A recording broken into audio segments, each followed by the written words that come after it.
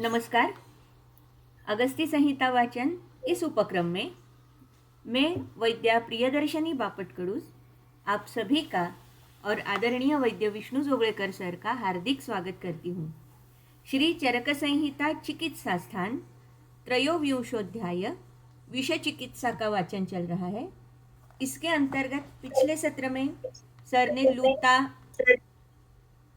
आँखों विष, क्रुकलास, वृश्चिक इनके विषय के बारे में बताया था। स्पेशली वृश्चिक विषाक्तता लक्षण के बारे में बताया था और उसी के साथ साथ सिंपथेटिक और पैरासिम्पथेटिक नर्वस सिस्टम के बारे में भी बताया था और वृश्चिक दंश का इन दो सिस्टम पर कैसा इफ़ेक्ट होता है इनके बारे में सर ने बहुत डिटेल जानकारी दी थी। मैं सर से अनुरोध करती हूँ कि अध्याय वाचन का प्रारंभ करें। धन्यवाद। सभी को नमस्कार। पिछली बार हम 151 तक आ गए थे, तो मांसैः पतद्भिः अत्यर्थम वेदनार्थो जहात्यसून, ये जो वृश्चिक दंश का वर्णन किया है वहाँ वो मांसैः पतद्भिः ऐसा लक्षण दिखता नहीं है, ऐसा मैंने बताया था। अभी बीच में एक कणभ करके कीट आया है। एक कणभ के दंश से विसर्प श्वयथु शूलम ज्वर छर्दि अथापि च लक्षणं कणभैर्दष्टैः दंशश्चैव विशीर्यते। यह वर्णन कणभ के दंश का है। कणभ ये कीट जो है ये वन ऑफ द आर्थ्रोपोड्स ऐसा हम कह सकते हैं, जिसे मुंगड़ा कहते हैं, उस तरह का ये कीट है। तो इसके दंश में क्या होता है कि उसकी जो पिंसर्स जिसे जिन्हें कहते हैं, ऐसे पिंसर्स से दंश होता है। ये पिंसर्स से दंश होने के बाद वो पिंसर्स जिसे दंश हुआ है उनके शरीर में ही रहते हैं और बाकी कीटक जो है वो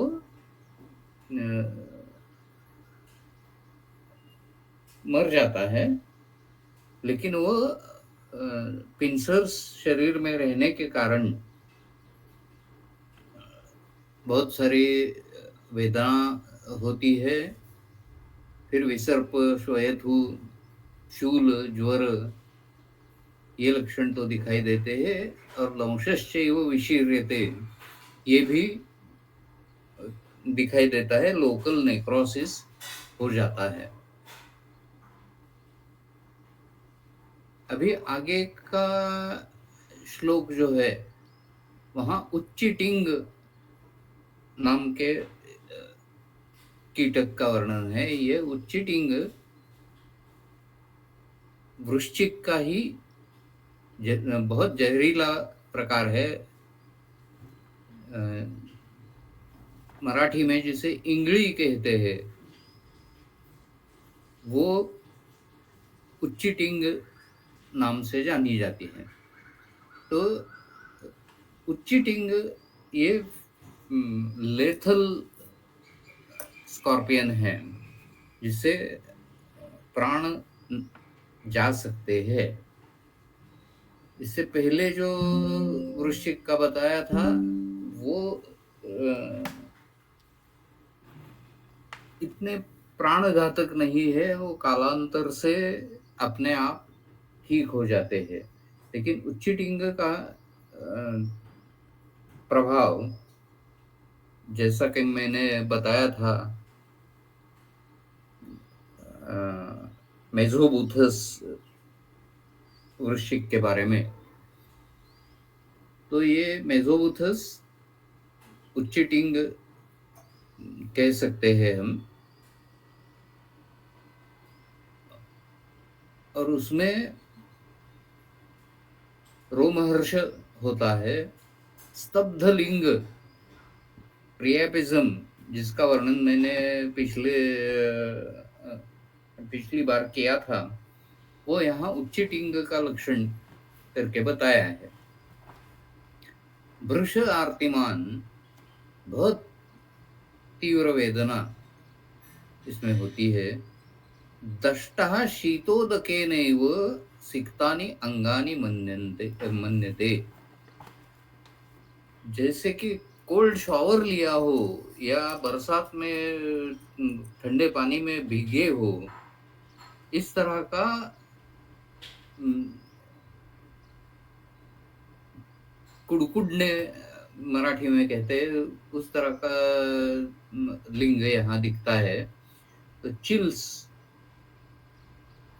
ये इसका प्रमुख लक्षण है।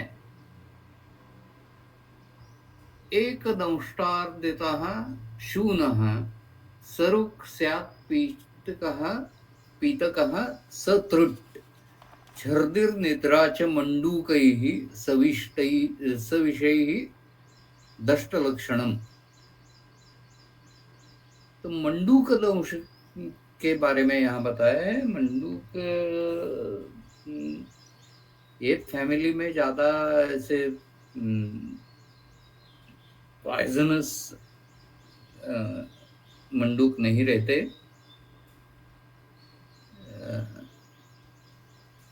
लेकिन यहाँ वर्णन तो किया है कि उसकी एक ही दंष्ट्रा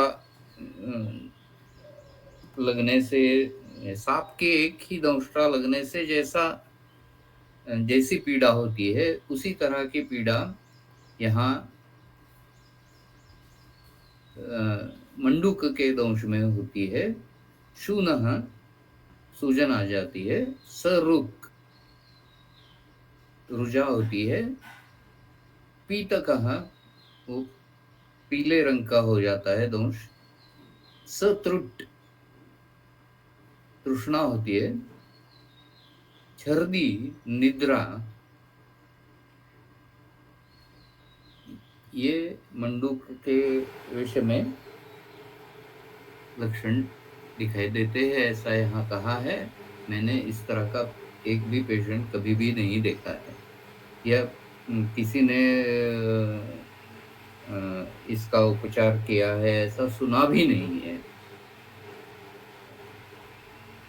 मत्स्यास्तु सविशाः कुर्युः दाह शोफ रुजस्तथा कंडूशोथम ज्वरम मूर्छा सविशास्तु जलौकसः। अभी जलौकसः शब्द आगे के श्लोक में जुड़ सकता है, या फिर ये मत्स्य और जलौका दोनों का एकत्रित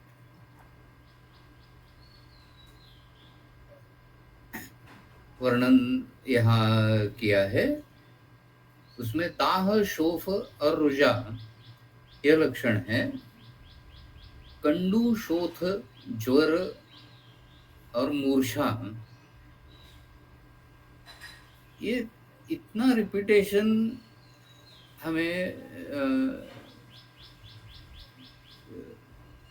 जब दिखाई देता है तो इसकी वाक्य योजना कैसे करे, इसके ऊपर प्रश्न पैदा होता है। तो मत्स्यास्तु सविशा कुर्युः दाह शोफ रुजस्तथा, ये एक पंक्ति अलग है।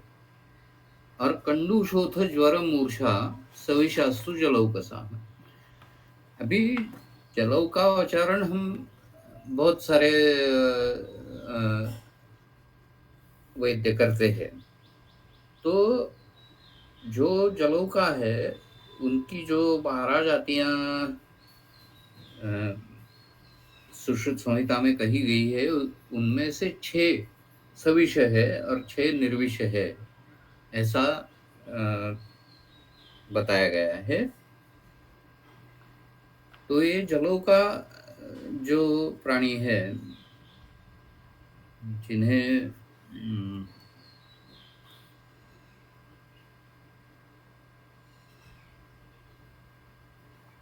इनका लैटिन नेम अभी मुझे याद नहीं आ रहा, लेकिन ये जलों का जो दंश करती है वो उनके सकर्स से करती है। दंश करने के लिए सकर ऐसा ऑर्गन इनमें होता है, और ये हाँ, अभी याद आया, हिरुडिना फैमिली है, हिरुडिना मेडिसिनेलिस। ये जो जलौका है वो केवल आयुर्वेद में ही नहीं, चाइनीज मेडिसिन में भी इस्तेमाल किया जाता है, और यूरोप में, ब्रिटेन में, इवन यूएस में प्लास्टिक सर्जरी में जलौका का इस्तेमाल किया जाता है। तो ये हिरुडिना मेडिसिनेलिस है, ये तो निर्विष है, और उसके दंश में एंटीबैक्टीरियल या एंटीमाइक्रोबियल एंजाइम्स होते हैं, एनास्थेटिक एंजाइम्स होते हैं। इसकी वजह से दंश हुआ है वो भी मालूम नहीं पड़ता, वो एनास्थेटिक की वजह से पता भी नहीं चलता कि दंश हुआ है। इसीलिए हम छोटे बच्चों में भी आराम से इस्तेमाल कर सकते हैं, डरने की जरूरत नहीं रहती। और एंटी बैक्टीरियल, उसमें एंटी माइक्रोबियल एंजाइम्स जो रहती है, उसकी वजह से जलौका ने जब आचूषण कर लिया रक्त का, तो उसके बाद वो 2-3 महीने तक वो खुराक, उसका एक बार जो रक्त का शोषण किया है, वो 2-3 महीने तक आराम से डाइजेस्ट करती रहती है, पोषण करती रहती है खुद का। तो ये सर्वसामान्य जलौका के बारे में मैंने बताया, लेकिन अगर इसमें कंडू पैदा हुआ या शोथ पैदा हुई, शोथ पैदा हुआ, ज्वर पैदा हुआ, मूर्छा पैदा हुई, तो ये जलौका सविष है ऐसा समझ लेना चाहिए। कंडू ये लक्षण तुरंत पता चलेगा, वो होने के बाद इमीडिएटली जलौका निकाल देनी चाहिए।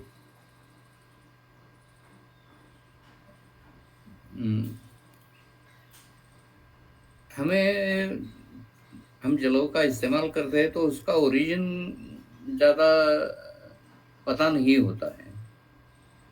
हम कहीं से तो खरीद लेते हैं जलौका और इस्तेमाल करते हैं, तो ओरिजिन अननोन होने के कारण वहाँ सविष जलौका का इस्तेमाल भी हो सकता है। अभी अगले श्लोक की तरफ जाते हैं। दाह तोद स्वेद शोथ करीतु गृह गोधिका। तो गृह गोधिका यानी जिसे मराठी में हम पाल कहते हैं, जो रेप्टाइल है,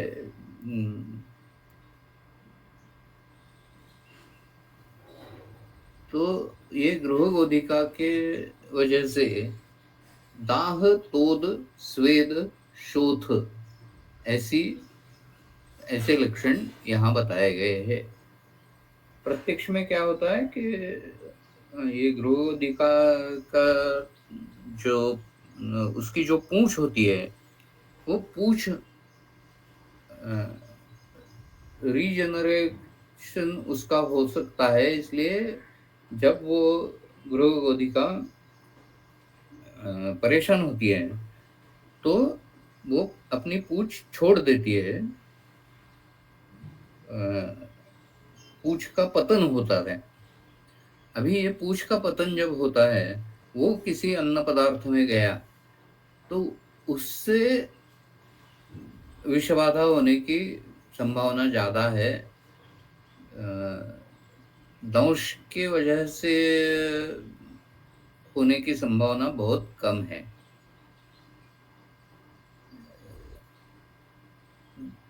अगर खाने में या सपोज दूध में या किसी पेय में ये उसकी पूंछ गिर गई है तो फिर गंभीर फूड पॉइजनिंग हो सकता है, क्योंकि वहाँ उसके पूंछ में जो माइक्रोबायोम है, जो माइक्रोब्स उसके पूंछ के सहारे रहते हैं, उनमें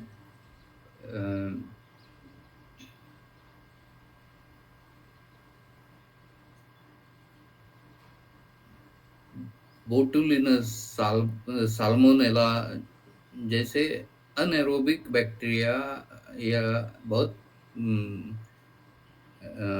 बेकार बैक्टीरिया, साल्मोनेला से टाइफाइड होता है, बोटुलिनस से फूड पॉइजनिंग होता है। बोटुलिनस टॉक्सिन जो है, बोटॉक्स, वो बहुत पावरफुल टॉक्सिन है। यानी ऐसा कहा जाता है कि बोटॉक्स के 1 ml बोटॉक्स से 10,000 लोगों की मृत्यु हो सकती है। इतना पावरफुल विषय है ये।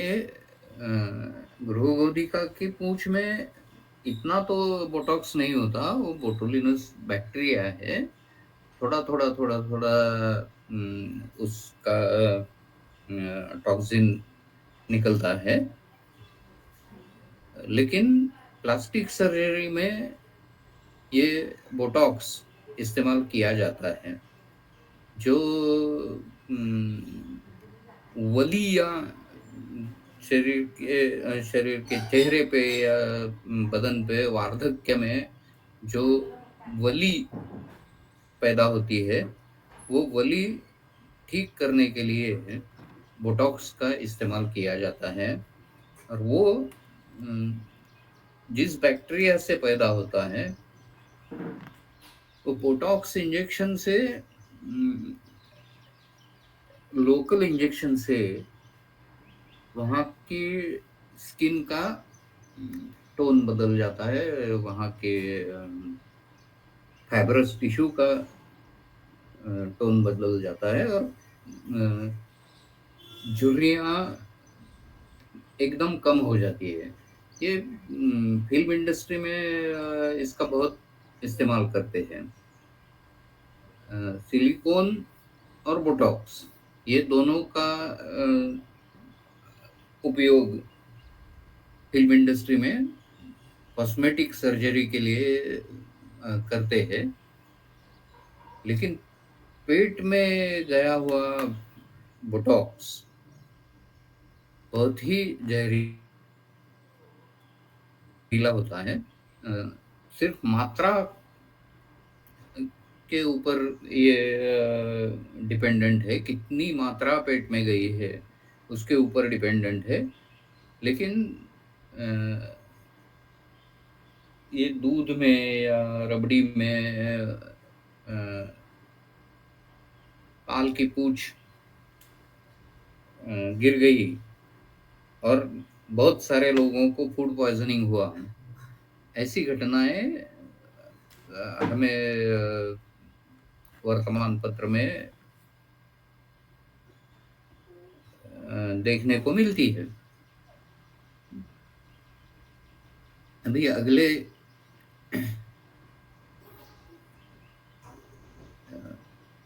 अगली पंक्ति में शतपदी या गोम, जिसे मराठी में हम गोम कहते हैं, वो शतपदी के विषय के बारे में कहा है। दंशे स्वेदम रुजम दाहम कुर्यात शतपदी विषम।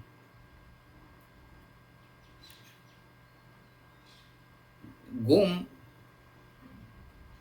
जब डसती है तो शतपदी से कहते हैं, क्योंकि उसके बदन में 100 यानी बहुत सारे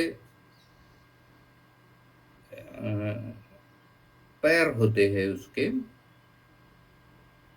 और उसके खेकड़े जैसे पिंसर्स रहते हैं, और पिंसर्स से दंश होता है। तो ये गोम या शतपदी के दंश से स्वेद, रुजा और दाह ऐसे लक्षण होते हैं।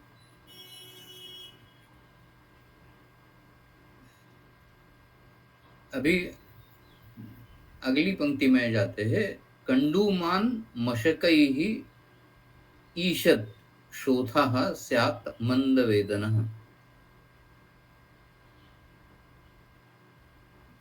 कंडूमान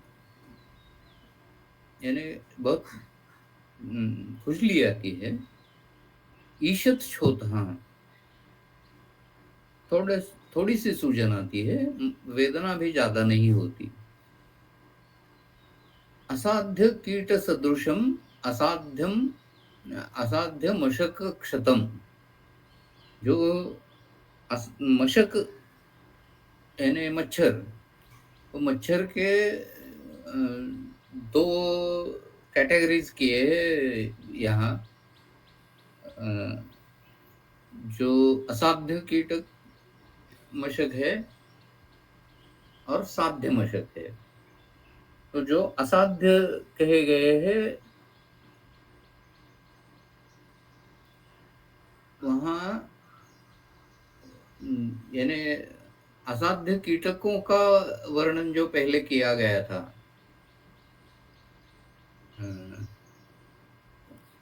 ये शायद पिछली बार उसके बारे में बताया था।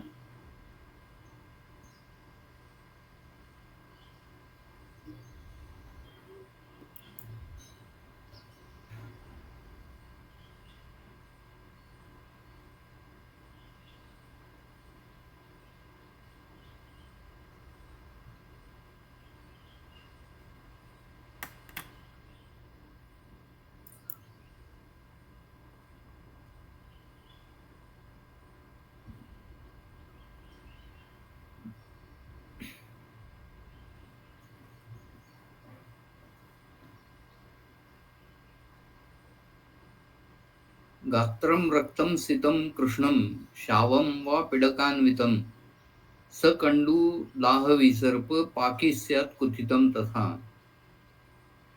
यह दूषी विषदष्ट कीट का वर्णन किया है। लिंगम प्राणहरम शृणु सर्पदष्टे यथा शोथो वर्धते स उग्रगंधी असृक्। दंशो अक्षिगौरवं मूर्छा सरुगार्थः श्वसित्यपि तृष्णा अरुचिपरीतस्य भवेत् दूषी विशारदितः। यहाँ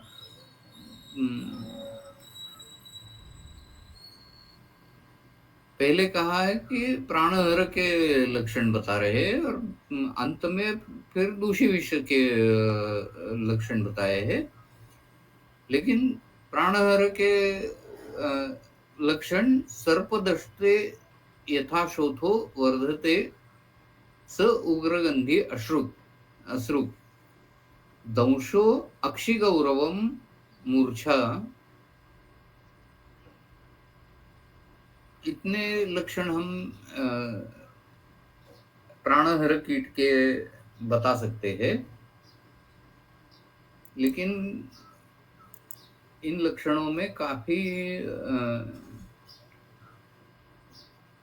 नॉन स्पेसिफिक लक्षण ज्यादा है, स्पेसिफिक लक्षण कम दिखाई देते हैं। अभी मशक के बारे में समझ लेना जरूरी है।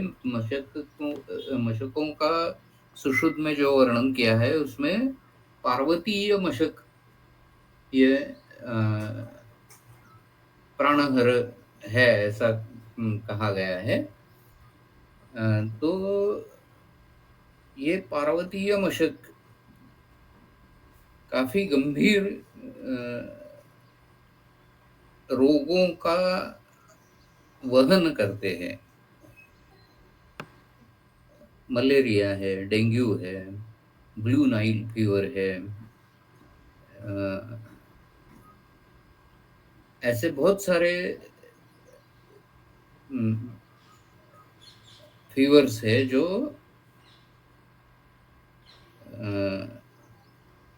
मशकों के दंश से फैल जाते हैं। फिर फाइलेरियासिस है, जिसे हम हत्ती रोग कहते हैं, श्लीपद कहते हैं, वो भी मशकों के दंश से होता है। और हर एक रोग के बारे में किस तरह के मशक का दंश हुआ है, वो दंश मशक की जाति अलग अलग रहती है। यानी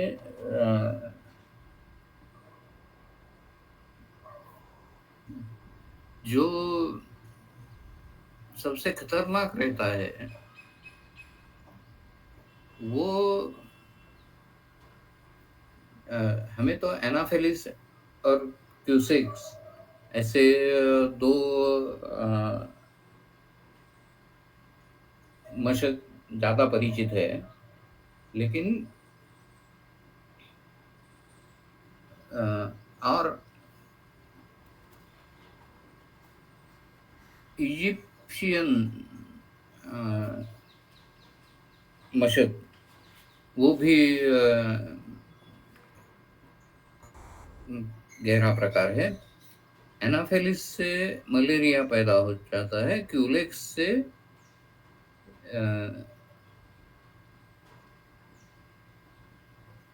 फाइलेरियसिस और डेंगू इनका फैलाव हो जाता है। मलेरिया में जो मलेरिया के जंतु है उनमें वाइवैक्स, प्लाज्मोडियम वाइवैक्स, ये जो वैरायटी है वो फैटल है। तो ये मशक प्राणहर हो सकते हैं, डेफिनेटली हो सकते हैं। जो अफ्रीकन स्लीपिंग सिकनेस है वो मक्खी से ज्यादा फैलता है, लेकिन मशक के वजह से फैलना पॉसिबल है। अभी ये मलेरिया ऐसा डिसीज है, फैल्सीपैरम मलेरिया सबसे डेंजरस रहता है। वाइवैक्स वैसे थोड़ा कम ताकत वाला रहता है, लेकिन मलेरिया प्रोन एरियाज दुनिया में बहुत सारे हैं। तो अभी ऐसा देखिए कि जिस एरिया में ये हेल्सीपैरम मलेरिया ज्यादा है,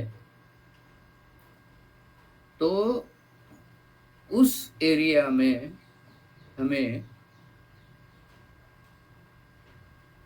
जेनेटिक चेंजेस दिखाई देते हैं। और ये जेनेटिक चेंजेस थैलासीमिया के चेंजेस रहते हैं। यानी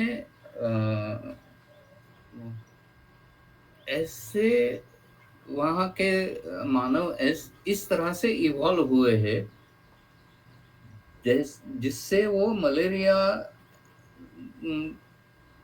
के ऊपर हावी हो जाते हैं, मलेरिया उनको नहीं होता। और इसके लिए जो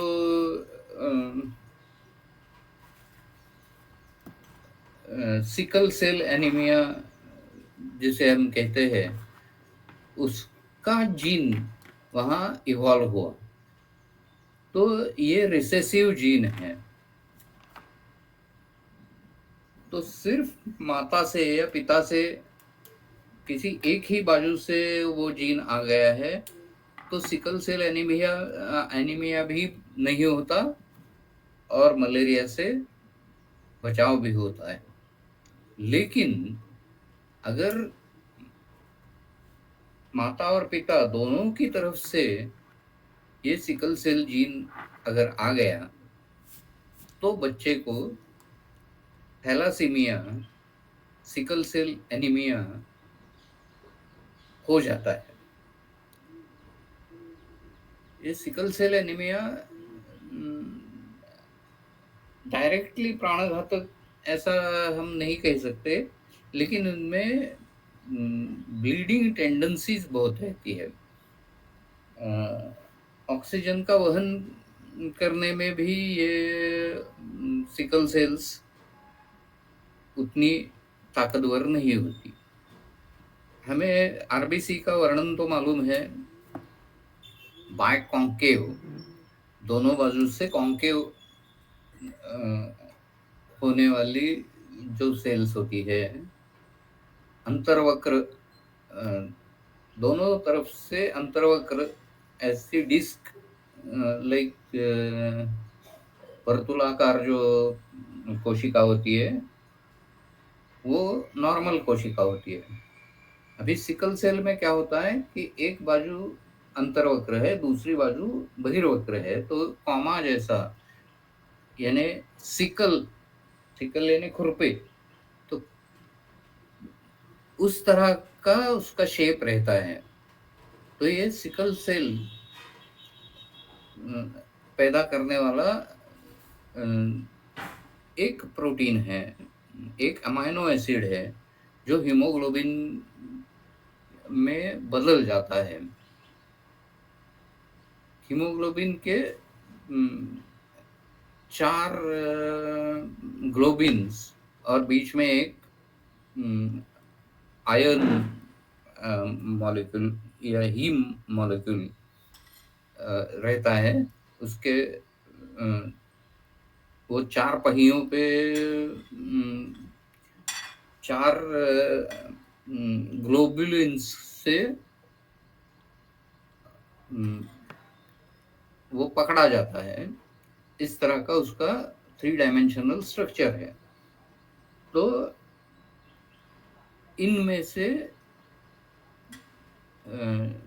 जो एंगल्स रहते हैं वो एंगल्स एक प्रोटीन शॉर्ट होने की वजह से टिल्ट हो जाता है। वो सीधा नहीं रहता और हीमोग्लोबिन का 3 डायमेंशनल स्वरूप जो है वो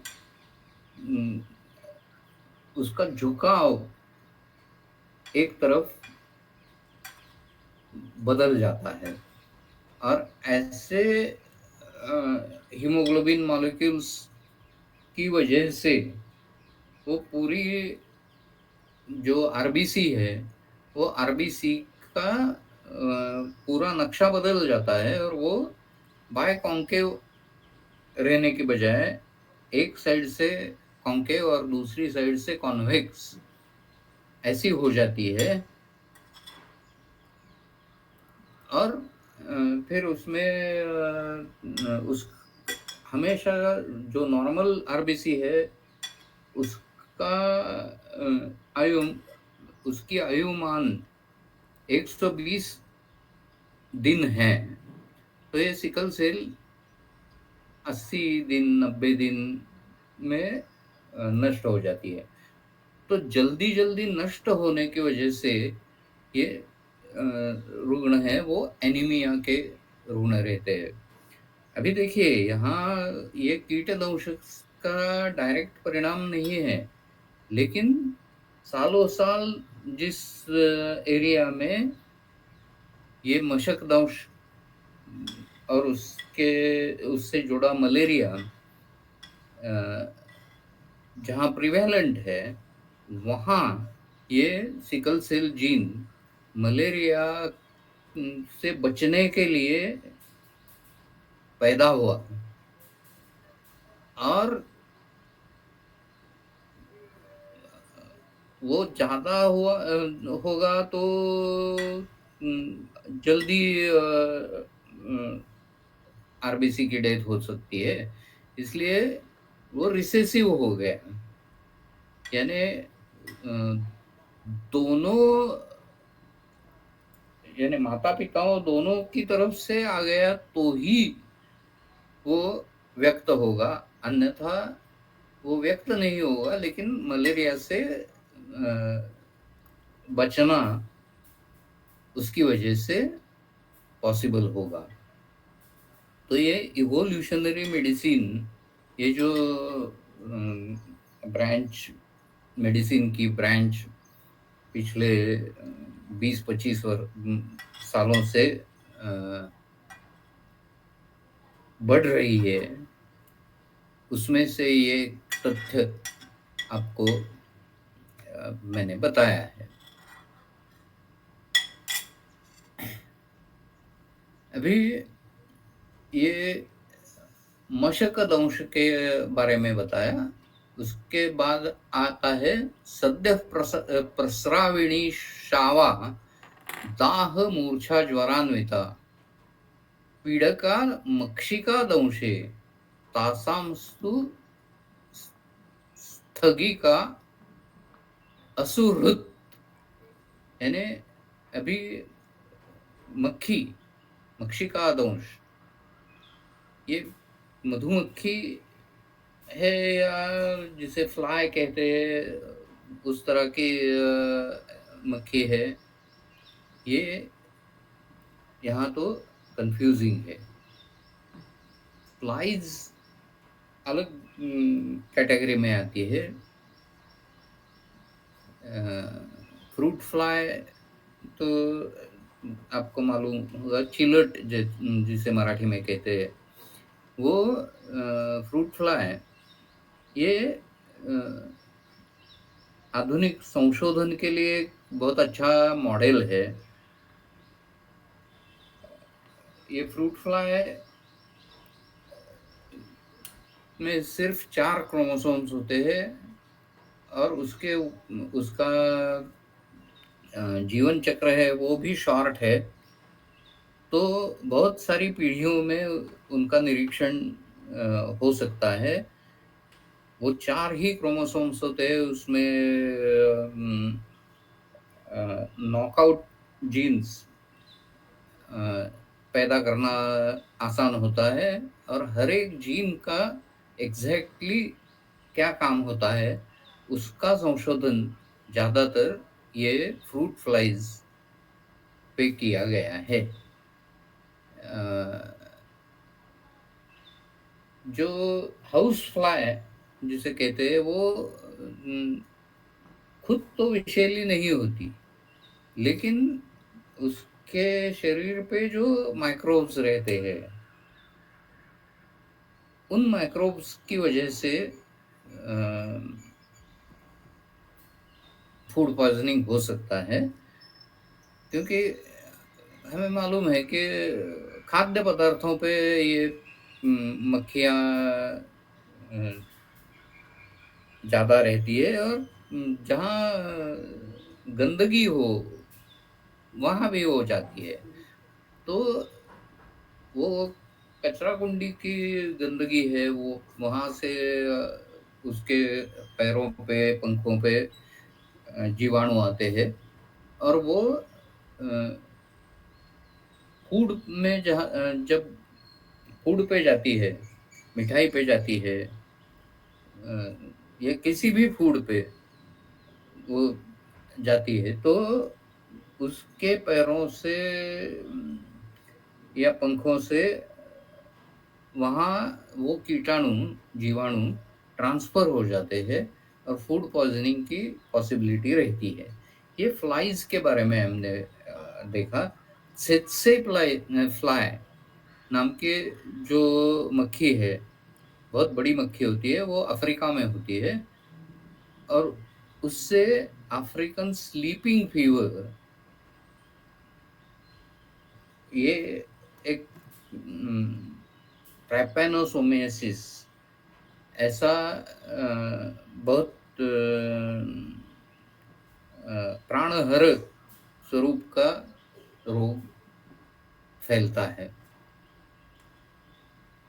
लेकिन यहाँ जो वर्णन किया है वो मधुमक्खी के दंश का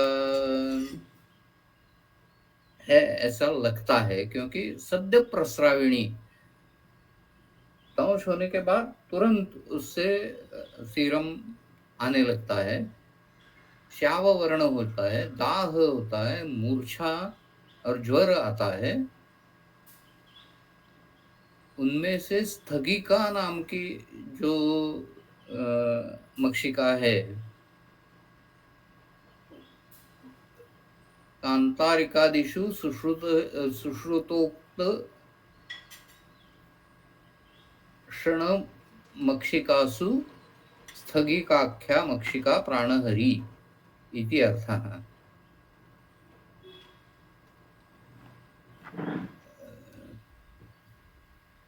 असाध्य मशक के बारे में जो बताया उसमें भी पंचसु मशकेसु पार्वतीय कृतम असाध्यम आहु। पार्वतीय मशक प्राणहरे तुल्य सुश्रुत में कहे गए हैं, उसके बारे में हमने विवेचन पहले ही किया है। ये मक्षिकाओं में स्थगिका नाम की मक्षिका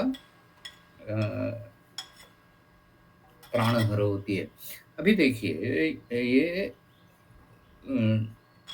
सिंगल मक्षिका का दंश हुआ ऐसे नहीं होता। मक्खियाँ जो है वो झुंड वाले प्राणी है। एक मक्खी नहीं आती, 100, 200, 500, 1000 ऐसे बहुत ज़्यादा मक्खियाँ आती है। एक मधुमक्खी में जो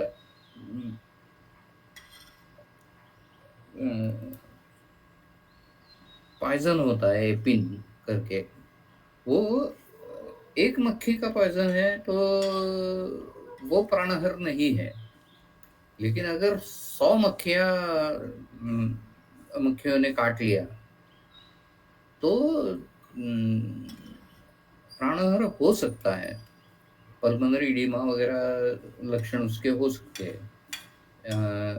पुणे में जो बीजे मेडिकल कॉलेज है, वहाँ कॉलेज बिल्डिंग में 3rd फ्लोर एनाटॉमी के विभाग के सामने वो 2 बहुत बड़े बी हाइव्स थे। तो वहाँ बीजे मेडिकल में एनाटॉमी पढ़ाने वाली मेरी एक फ्रेंड वहाँ एनाटॉमी पढ़ाती थी। तो कुछ साल पहले वो वहाँ के बी हाइव से निकली हुई मक्खियों का उनको दंश हुआ था। 100-200 मक्खियों का दंश हुआ था और तुरंत बहुत विषैले लक्षण पैदा हो गए थे। वहाँ ससून हॉस्पिटल सामने ही होने की वजह से इमीडिएटली उनको ट्रीटमेंट मिल गई। बहुत सारे स्टेरॉइड्स लेने पड़े, बाकी बाद में बहुत तकलीफें हुई, लेकिन जान तो बच गई। लेकिन देहातों में तो ऐसा नहीं होता, एकदम ज़्यादा मक्खियाँ आ गई तो बहुत उससे मृत्यु संभव है। लेकिन मनुष्य उनका नेचुरल भक्ष्य नहीं है, तो उनको प्रवोक किया जाए तो ही वो दंश करेंगी। अ, हमें तो उनसे मिलने वाला हनी चाहिए, शहद चाहिए। इसलिए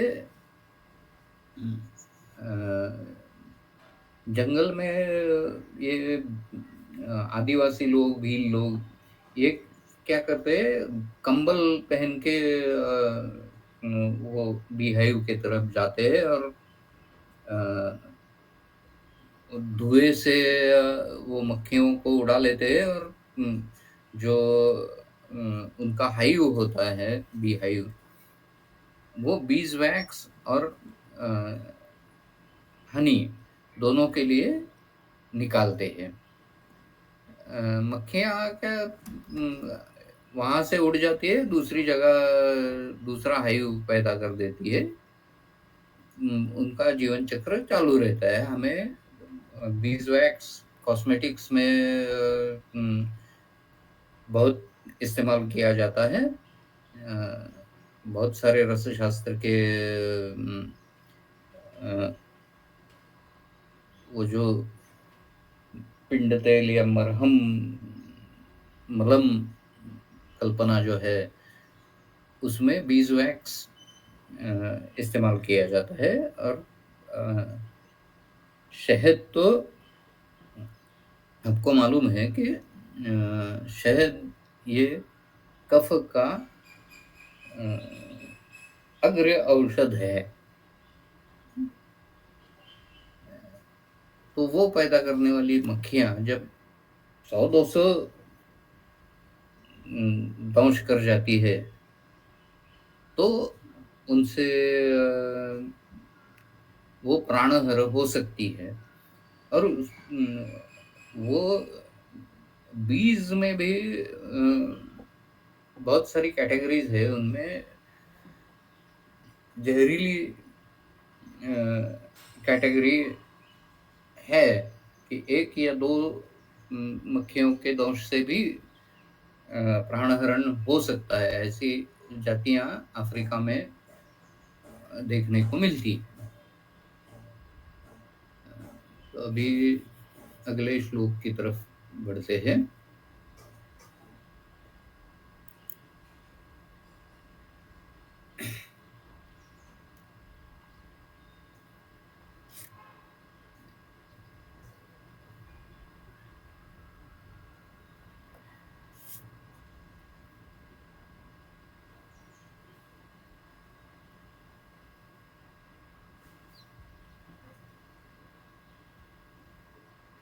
अभी ये कीटक दंश कहाँ होने से ज्यादा प्राणघातक है, इसका वर्णन इस श्लोक में है।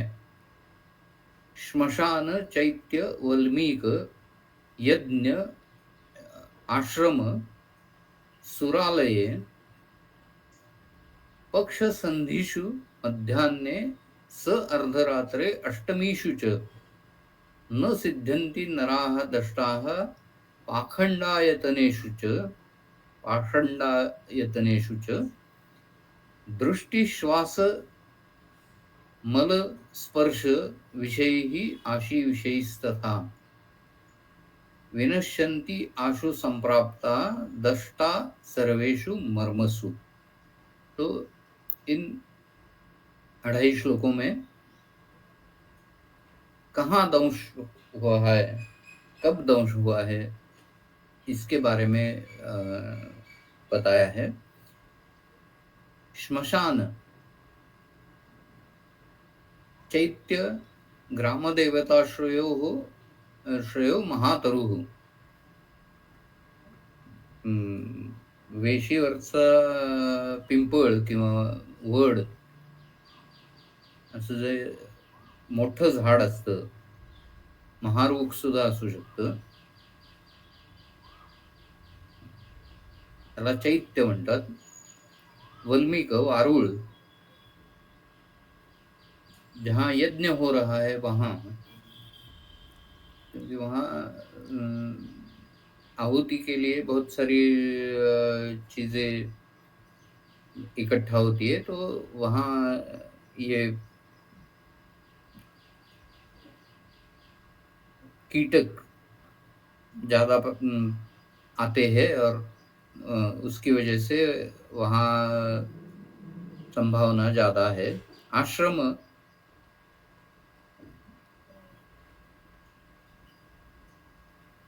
यहाँ यज्ञ आश्रम ऐसा एक शब्द भी कह सकते हैं। जिस आश्रम में यज्ञ हो रहा हो उसे यज्ञ आश्रम कह सकते हैं। सुरालय, दारूचा कुत्ता, वहां भी बहुत मक्खियां कीटक रहते हैं। ये स्थान बताए, और एक स्थान बताया है, वो अगले श्लोक में बताए, पाषंडायतनेषु च, जहां कापालिक वगैरह पाखंडी जिसे जिन्हें कहते हैं, ऐसे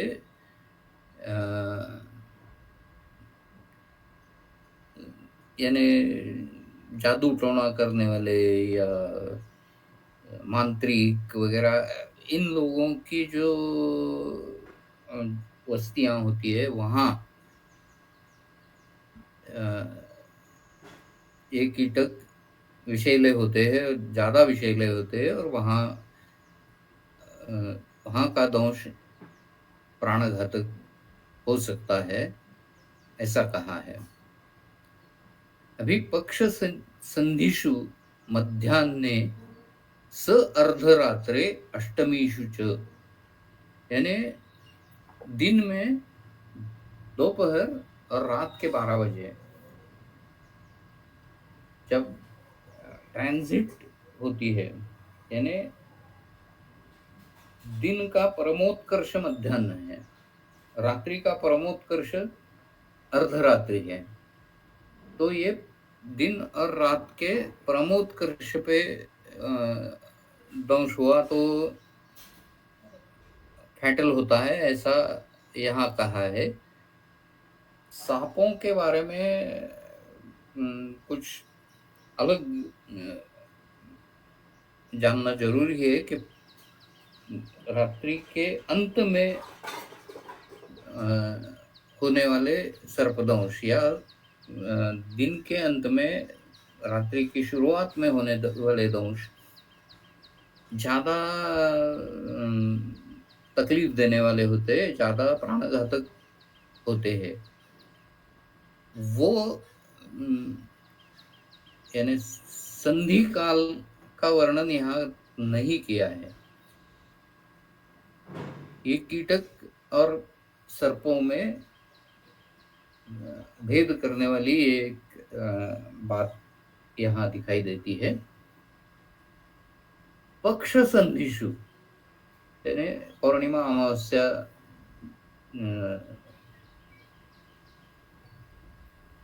और अष्टमी,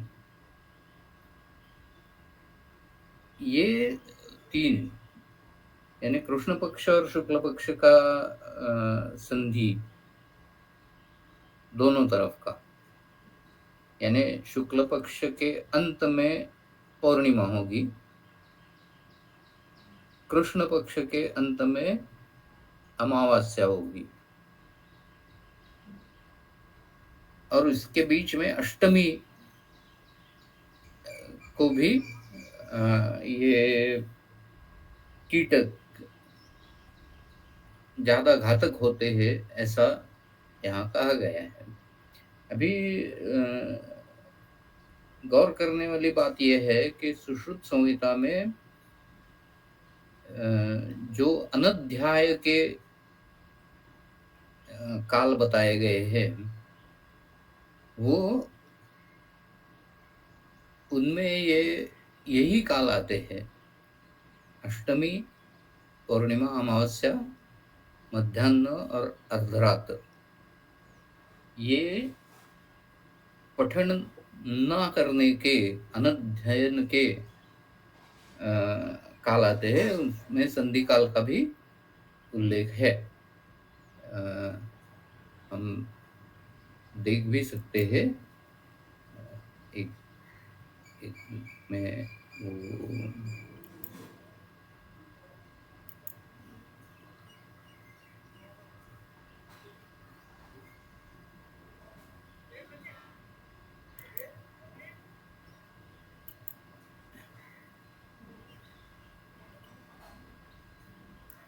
शिष्योपनयनी अध्याय में वर्णन है।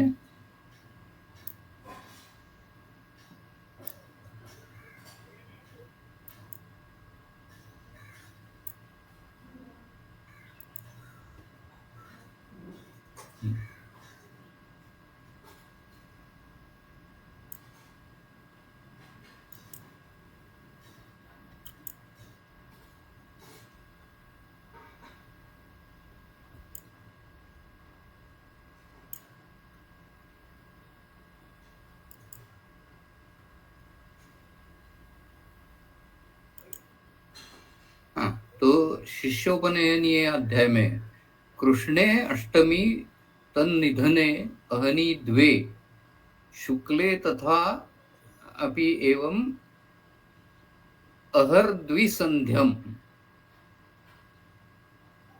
अकाल विद्युत स्तनयित्नुघोषे स्वतंत्र राष्ट्र क्षितिपव्यथासु श्मशानयान अद्यतनाः वेषु औत्पातिक दर्शनेषु नाध्येयम् अन्येषु च येषु विप्रा नाधीयन्ते नाशुचना च नित्यम्। तो ये अनध्याय के काल जो बताए हैं, वो अनध्याय के काल, और जो चरक संहिता में ये दंश के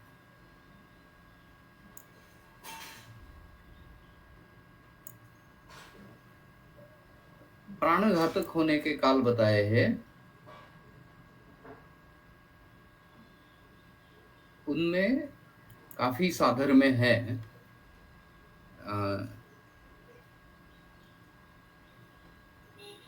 तो अभी आगे बढ़ते हैं।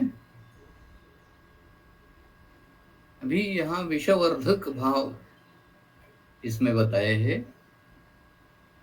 येन केनापि सर्पेण संभवः सर्व एव च भीत मत्त बलोष्ण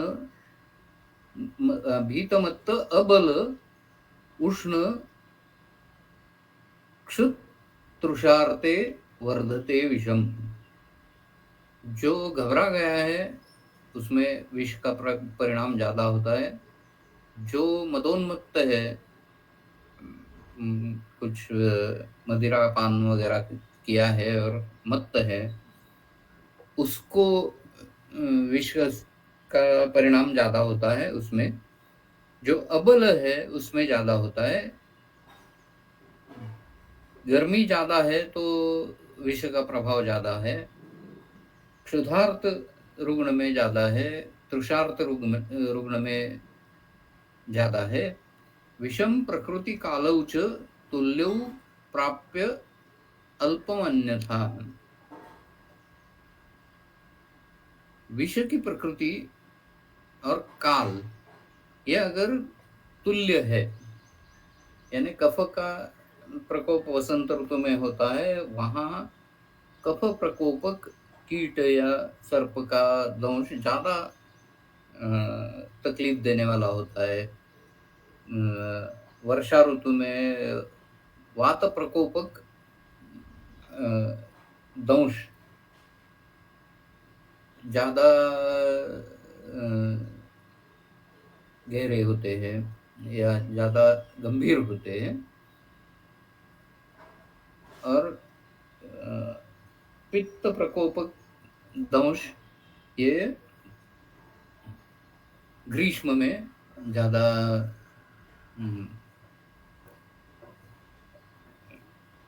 होते हैं। अभी किस तरह के सांप कम विष पैदा करते हैं उसके बारे में अगले श्लोकों में वर्णन है।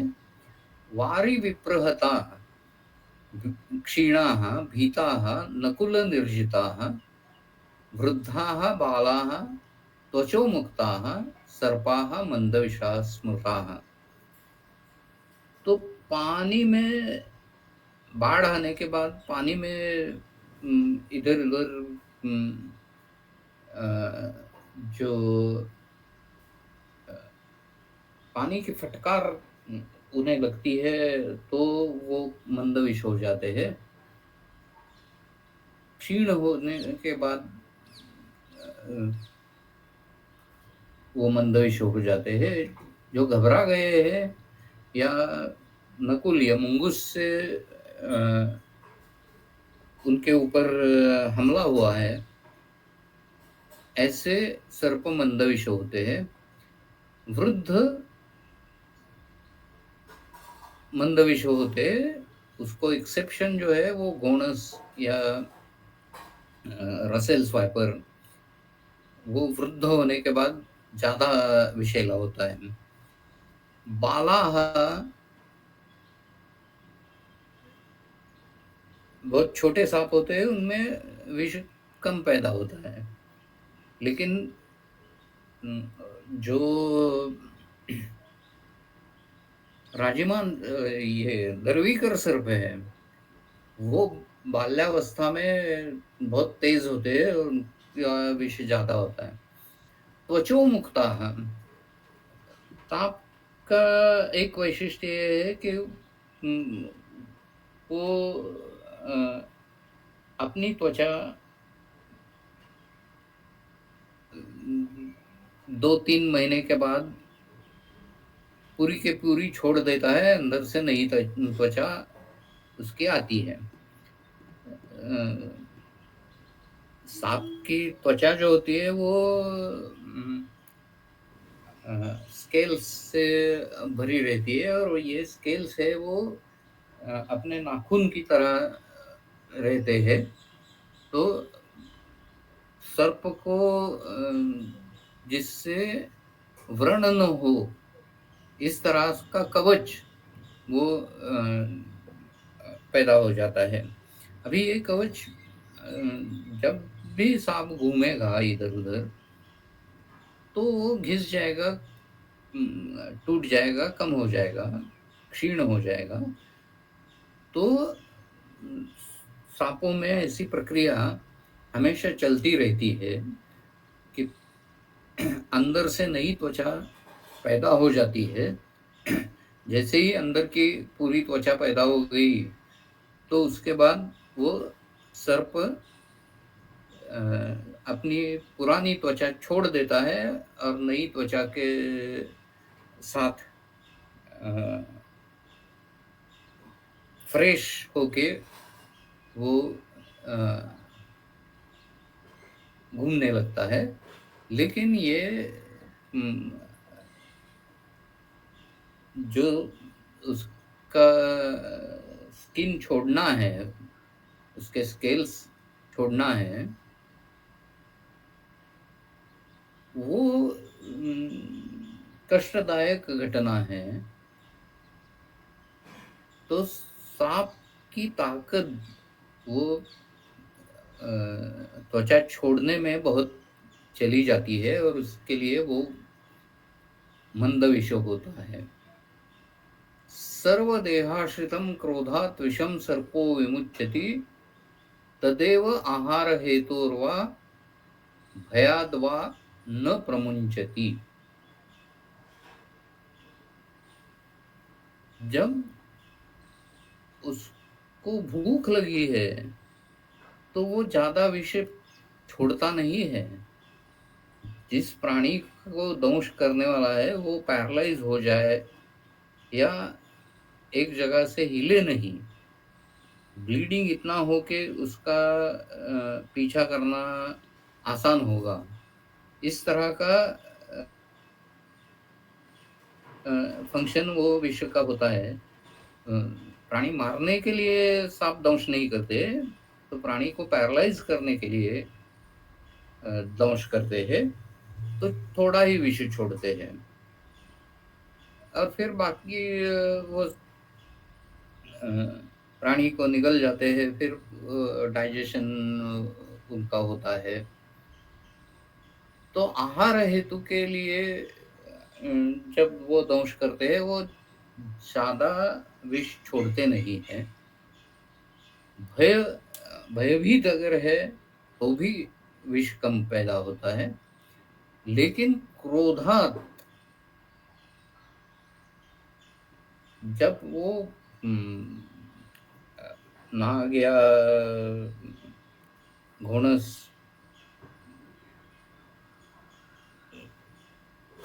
उस्काया गया है, क्रोधित है, तो बहुत ज्यादा विष की मात्रा उसके दंश में होती है। मेरे ख्याल से आज हम यही रुकते हैं। यस ठीक सर। है। Yes sir. बहुत बहुत किसी को धन्यवाद सर। किसी को कुछ प्रश्न है तो आप पूछ सकते हो।